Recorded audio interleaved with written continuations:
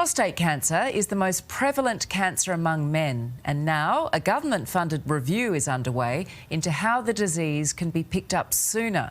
And it's all thanks to major advances in technology.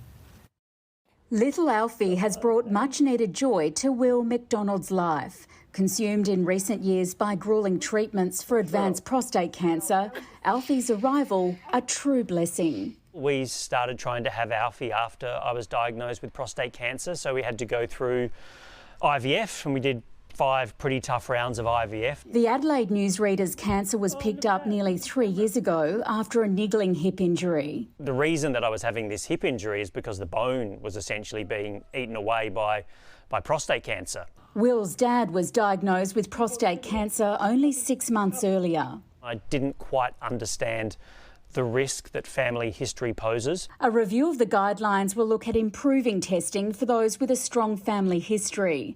The need to expand testing to include men over 70, as they're often diagnosed too late, and using advanced imaging called multiparametric MRI before a biopsy.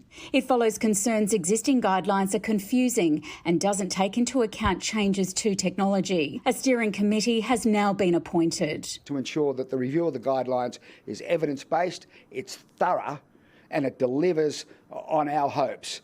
More than 24,000 Australian men are told they have the disease each year. The big concern is that only 36% of cases are picked up at stage 1, when the cancer is still small and easier to beat.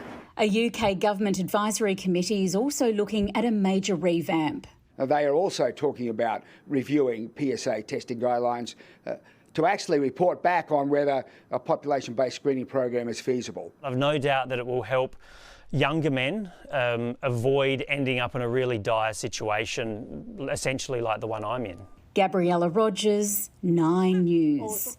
For breaking news, turn to Peter Overton, nightly at 6.